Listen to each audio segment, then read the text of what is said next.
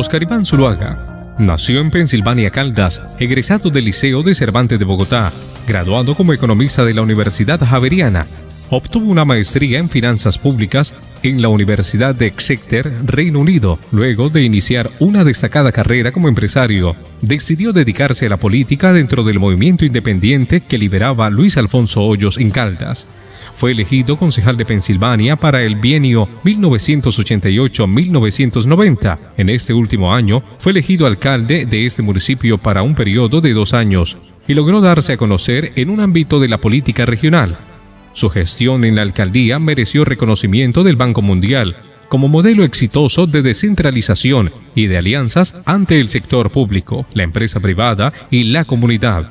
Tras finalizar su mandato de alcalde en 1992, asumió como presidente de la acerera Acesco S.A. y se alejó de la política activa. En 1999, Luis Alfonso Hoyos fue destituido como senador y su movimiento político empezó a buscar a un nuevo líder que lo representara en las elecciones 2002. Optó por Zuluaga. Entonces convertido en un influyente líder gremial, en 2001 dejó la presidencia de Acesco, emprendió su campaña al Senado y obtuvo una de las mayores votaciones del país. Se convirtió rápidamente en uno de los principales defensores de la candidatura de Álvaro Uribe Vélez a la presidencia de Colombia. Ya en el Senado, fue uno de los grandes promotores de las reformas pensional y laboral que presentó el ministro de Protección Social, Juan Luis Londoño. Presentó la ley que regula la carrera administrativa y fue gestor y promotor de acto legislativo que permitió la reelección presidencial en Colombia. Además, trabajó en 2 ocasiones para formar un partido político independiente y de corte uribista. Primero, el Nuevo Partido, 2003, el cual se unió a disidentes liberales para luego en el 2005, ya con una reelección presidencial aprobada, fundar el Partido de la U junto al exministro Juan Manuel Santos. Para las elecciones del 2006, no optó por reelección y se vinculó al segundo gobierno de Álvaro Uribe Vélez como ministro consejero de la presidencia y a partir del 2007 como ministro de Hacienda y Crédito Público. La gestión de Zuluaga como ministro consejero de la presidencia se destacó por la solución del pleito de Comsa. Comsa fue un consorcio privado integrado en su mayoría por socios españoles, al cual se adjudicó la construcción de una de las vías más importantes de Colombia. Por incumplimiento de términos, la Nación y Comsa iniciaron hace 10 años un pleito que impedía no solo la construcción de la vía, sino la liberación de recursos fiduciarios por más de 100 millones de pesos. Zuluaga logró poner de acuerdo a las partes y con el aval de la Procuraduría General de la Nación y luego del Tribunal Superior de Cundinamarca, resolvió por la vía de negociación un proceso que le significaba enormes pérdidas al país. Como ministro de Hacienda y Crédito Público, tuvo que manejar difíciles crisis de las tasas de cambio y presiones inflacionarias altas, fruto de contexto mundial de escasez de alimentos y de la crisis financiera internacional de 2008. Sin embargo, a pesar de estas dificultades, Zuluaga enfrentó con éxito la crisis, razón por la cual el Congreso lo eligió como mejor ministro del año en 2 oportunidades y fue reconocido como mejor ministro de Latinoamérica en el 2009 por una revista europea. Como ministro también consolidó procesos de colocación de bonos de deuda en el exterior, la capitalización de Ecopetrol y la reducción del desempleo. Lideró además la aprobación del marco fiscal de mediano plazo para trazar una senda de sostenibilidad en las finanzas públicas. Durante su paso por el Ministerio de Hacienda, también le correspondió el turno de presidir la Junta de Gobernadores del Banco Interamericano de Desarrollo durante la celebración de los 50 años de la institución. Como presidente de la Junta, contribuyó a la reelección del colombiano Luis Alberto Moreno como presidente ejecutivo del banco y logró aprobar en tiempo récord la 9ª capitalización del BID en su historia, por un total de $70.000 millones. Esta es aparte de la reseña histórica de Óscar Iván Zuluaga.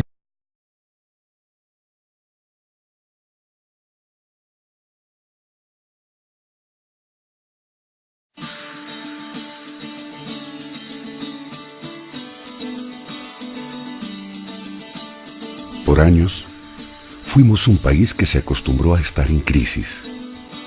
Durante mucho tiempo, creímos que las cosas no podían cambiar.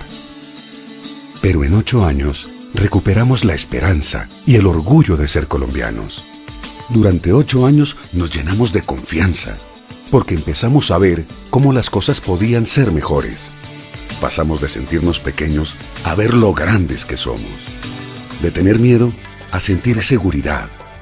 De tener una economía sin norte a ver cómo el mundo quería invertir en nosotros. Pasamos de sentir vergüenza a sentir orgullo. Hoy, tristemente, dejamos de avanzar. Estamos retrocediendo a ese pasado que creíamos haber superado.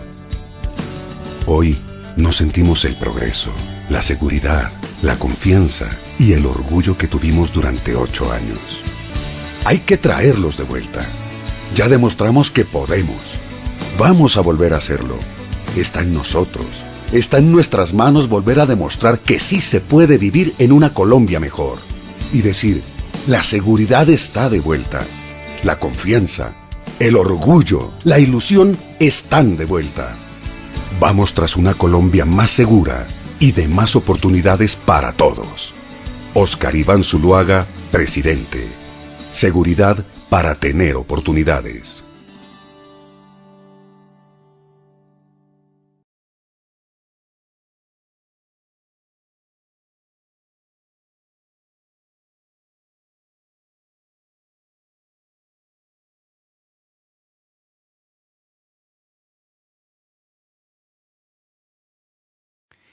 Y estoy en este proyecto político porque tengo el firme propósito de poder fortalecer e impulsar la recuperación de la familia como núcleo central de la sociedad. Es bueno que hablemos de la familia en política. Es en la familia donde nuestros niños, nuestras niñas, todos los jóvenes son formados como verdaderos ciudadanos. Y cuando uno habla de la familia, es necesario pensar en que hay que proteger, hay que impulsar, hay que respetar el valor de la mujer. Todavía somos una sociedad muy machista. Necesitamos ser una sociedad amplia, donde una mujer nuestra en Colombia sienta que puede ejecutar su doble condición no solo como madre, sino también como una persona que puede tener acceso cada día a mejores condiciones profesionales.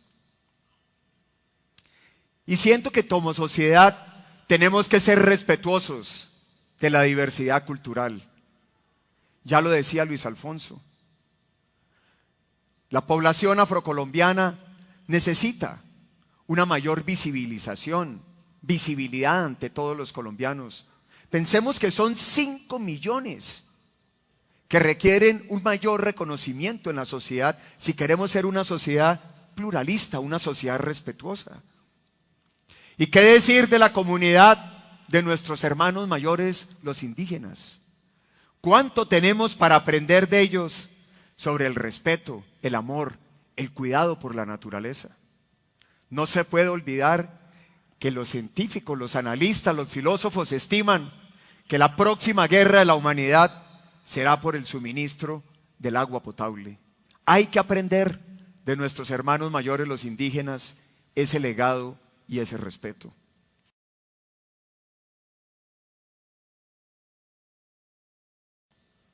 El primer tema que quiero plantearles a ustedes es: Colombia necesita la seguridad y la justicia. Es necesario que recuperemos nuevamente la política de seguridad democrática. La política de seguridad democrática tiene un primer punto y es el liderazgo del presidente de la República. El presidente que para el ciudadano se convierta en el primer soldado, en el primer policía de Colombia. Un presidente que está empoderado como presidente y comandante de las fuerzas militares. Es un presidente que puede generar confianza ciudadana, que puede estimular a las fuerzas militares para que cada día tengan un mayor poder ofensivo, que crea las condiciones para que haya denuncia en una sociedad, para que los ciudadanos se sientan protegidos por su presidente, porque es un líder, porque ejerce autoridad, porque genera respeto. Cuando hablamos de seguridad democrática, estamos hablando de cómo protegerle a cada ciudadano el don más preciado, que es la vida. Cómo proteger y estimular las libertades. Y por eso la política de seguridad democrática es el pilar para poder construir una sociedad con justicia, para poder construir una sociedad en paz. Yo lo he dicho abiertamente, lo que se está discutiendo en La Habana le genera riesgos al país. Y le genera riesgos porque no es un proceso claro para los colombianos. Cuando uno mira lo que se está hablando en La Habana, Cuba, con las FARC, se le vienen a la cabeza varios interrogantes que quiero dejárselos a ustedes. El primero, ¿por qué una sociedad, un Estado legítimo, tiene que sentarse a discutir de igual a igual con una organización que sigue siendo el principal cartel del narcotráfico en el mundo y sigue cometiendo acciones criminales todos los días?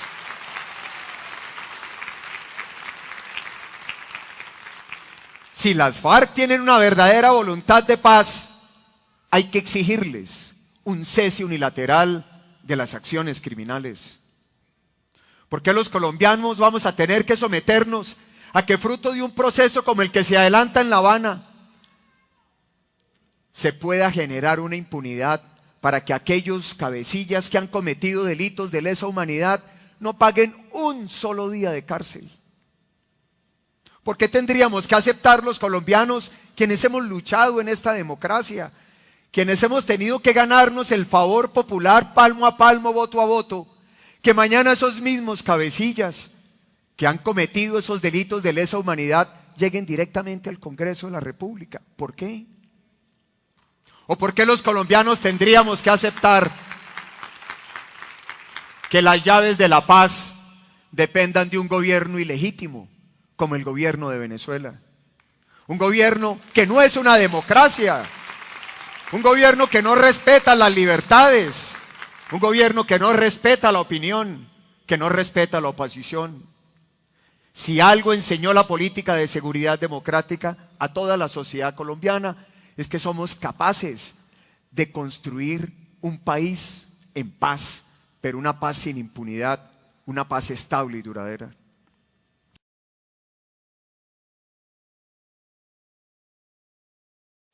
¿Qué debemos hacer en materia de educación pública? Hay varias acciones concretas.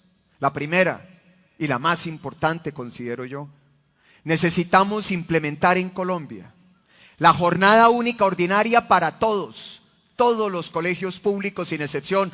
Ver a nuestros niños, a nuestras niñas y a nuestros jóvenes estudiando desde las 8 de la mañana hasta las 4 de la tarde, todo el día en el aula escolar, arrebatárselos a las calles, quitárselos a la delincuencia. Que nuestros jóvenes nuevamente vean en la educación la prioridad para formarse como personas y como ciudadanos. Una sociedad que educa a sus jóvenes, a sus niños y a sus niñas es una sociedad que piensa en grande, es una sociedad que piensa distinto, es una sociedad que ha entendido para qué deben ser las políticas públicas. Para eso es la seguridad. La seguridad es para poder pensar el país de una manera diferente, y el país se piensa de una manera diferente de la mano de la seguridad.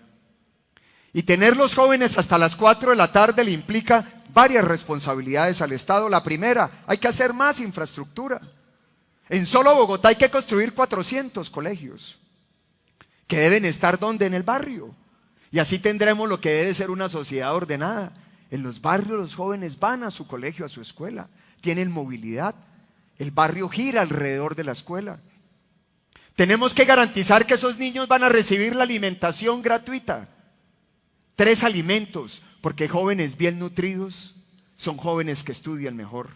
Y en muchas áreas de Colombia los problemas de pobreza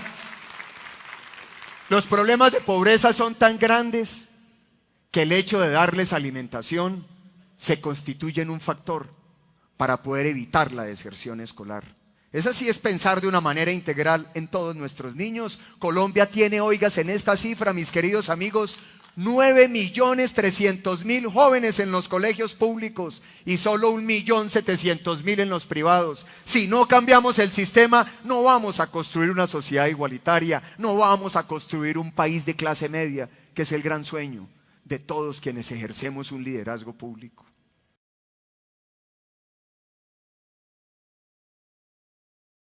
Colombia tiene 21 ciudades de más de 400.000 habitantes y 27 ciudades de más de 100.000 habitantes.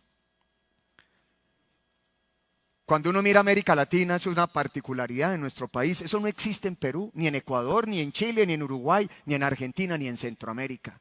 Esa es una fortaleza que tiene Colombia. Luego, el primer elemento de un nuevo modelo de desarrollo económico y social es construir a partir de las regiones, de lo local.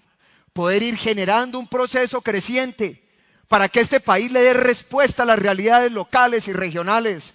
Hay que castigar ese fastidioso centralismo que se cree que desde Bogotá puede diseñar todas las políticas y acciones para las regiones y para las localidades de los municipios. Y el segundo elemento de ese nuevo modelo de desarrollo económico es reconocer que no seremos viables como país y como sociedad si no recuperamos como motores del crecimiento económico la agricultura y la industria. No podemos conformarnos con ser un país minero petrolero o ser un país simplemente que tiene un sistema financiero que genera buenos resultados. El gran reto de las políticas es generar el empleo en la agricultura y en la industria. No lo podemos abandonar y no lo podemos perder. Y en ese sentido, tenemos que pasar la potencialidad de nuestros jóvenes. ¿Para qué queremos educar a nuestros jóvenes? Los queremos educar para que sean jóvenes emprendedores innovadores.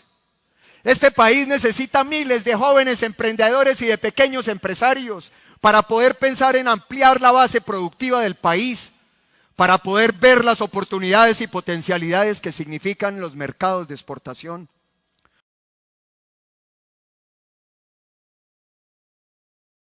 En el gobierno del presidente Uribe, en nuestro gobierno, logramos que cerca de 12 millones de colombianos tuvieran acceso a la salud por primera vez de manera organizada y sostenida.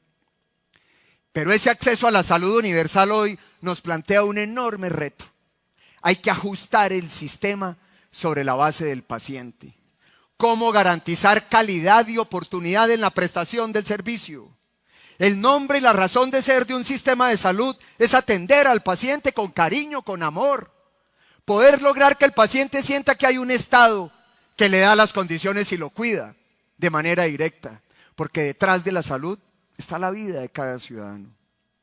Y por eso se requieren el desarrollo de unas acciones integrales complementarias. La primera de ellas, tenemos que volver a la promoción y a la prevención en la salud. El éxito de un sistema de salud es que la gente se enferme menos. ¿Y cómo se enferman menos los ciudadanos? Con hábitos de vida saludable, con unas campañas de promoción y prevención. No podemos enfocarnos en ser una sociedad que cura, sino una sociedad que previene, que promueve la salud como factor fundamental. El segundo elemento de esa estrategia integral tiene que estar orientado en la línea de cómo lograr un desarrollo institucional con una plataforma tecnológica fuerte. No tiene sentido que hoy cada paciente, cada colombiano con su cédula no tenga una historia clínica sistematizada. Las condiciones hoy permiten un avance tecnológico sustancial. Compartir recursos. Hoy nadie necesita un cheque para poder hacer una transacción en el sistema financiero. Es simplemente una transferencia electrónica desde un celular. ¿Por qué no llegamos a ese nivel de plataforma tecnológica en el sistema de la salud? Que el paciente cuando va a ser atendido en un centro hospitalario no tenga que ir a buscar las órdenes, ni los pedidos, ni las autorizaciones, sino que le lleguen desde allí, que tenga una comunicación directa. Para eso es la tecnología. Eso es lo que le permite a una sociedad avanzar.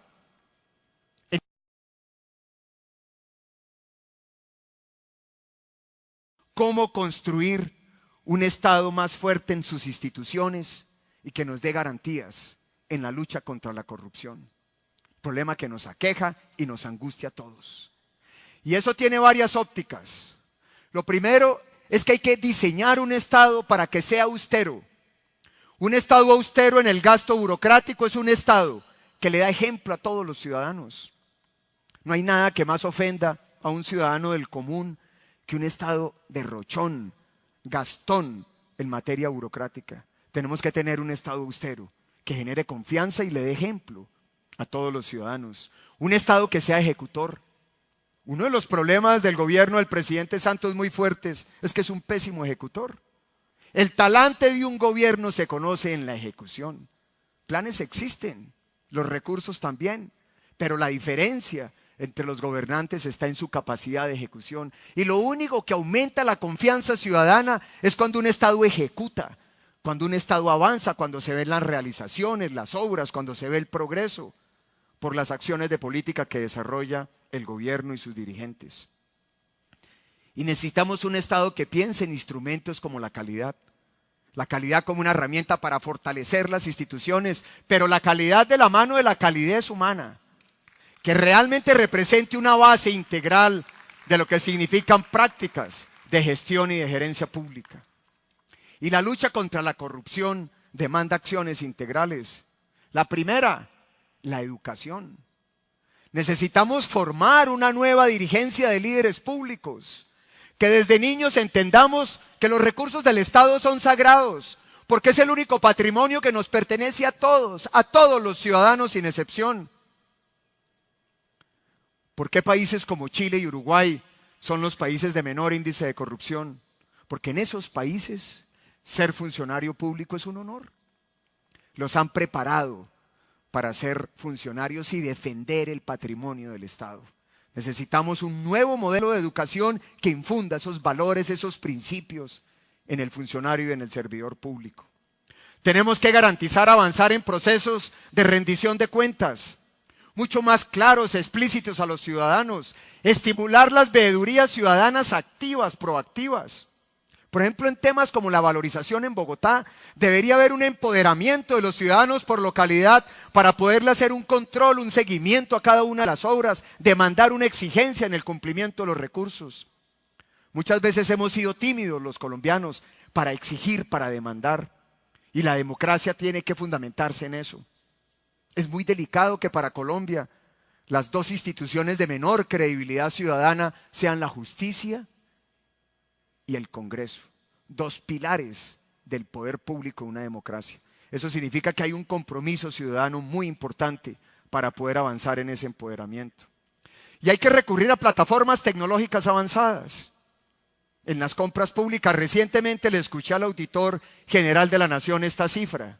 El año pasado, las compras públicas del Estado colombiano sumaron 67 billones de pesos. Y solamente 13 se hicieron por licitación. El resto fue por adjudicación y contratación directa.